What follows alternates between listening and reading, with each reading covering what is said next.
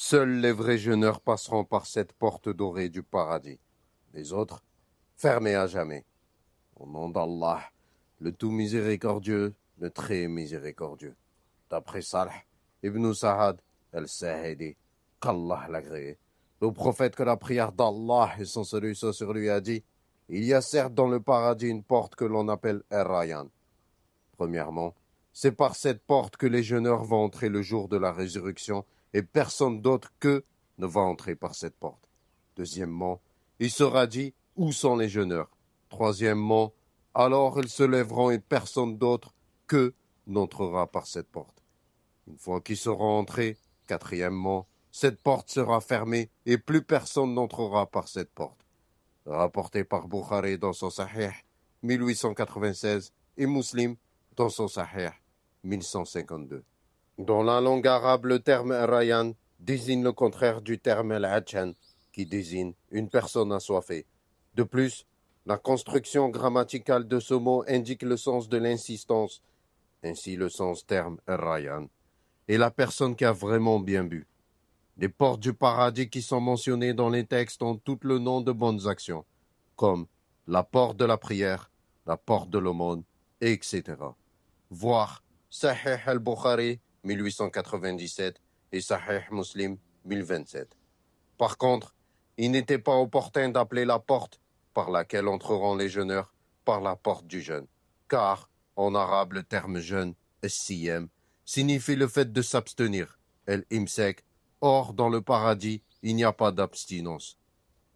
Ainsi, cette porte du paradis spécifique aux jeûneurs porte ce nom, car les jeûneurs qui ont assoiffé leur propre personne pour Allah, dans les ci-bas, vont entrer par cette porte Ar-Rayyan, afin d'être préservés de la soif avant même de s'installer dans le paradis.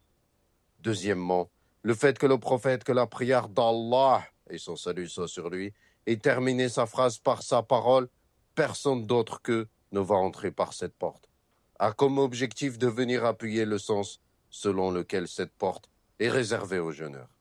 Troisièmement, le sens n'est pas qu'entreront par cette porte ceux qui jeûnent uniquement et délaissent les autres actes obligatoires.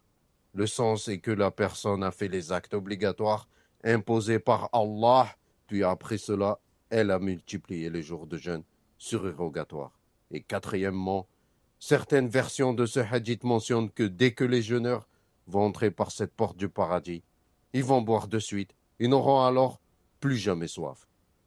Et dans une autre version rapportée par Nasa'i dans ses Sunan 2236 et authentifiée par Cheikh El-Bani, d'après Salih ibn Sa'ad al-Sa'idi, qu'Allah l'agréé, le prophète que la prière d'Allah et son salut soit sur lui a dit, il y a pour les jeûneurs une porte dans le paradis que l'on appelle Ar-Rayyan. Personne d'autre qu'eux n'entrera par cette porte et lorsque le dernier d'entre eux sera entré, cette porte sera fermée. Celui qui entre par cette porte boira et celui qui boira n'aura plus jamais soif. Il y a une autre chose à mentionner en explication de ce hadith. Le nom de la porte est la première chose que feront les jeûneurs qui entreront dans le paradis par cette porte. Concerne la soif uniquement et pas la faim. Comment faut-il comprendre cela? Certains ulama ont dit qu'évidemment les gens du paradis vont profiter de sa nourriture, mais c'est la soif qui a été spécifiée, car dans le ci-bas, elle a davantage fait souffrir le jeûneur que la faim. D'autres ulama ont dit que c'est la soif qui a été mentionnée, mais le fait de manger est sous-entendu et accompagne le fait de boire. Ainsi, l'important est de comprendre que les jeûneurs qui auront le privilège d'entrer dans le paradis par cette porte auront un avantage sur les autres habitants du paradis au niveau de la nourriture et de la boisson.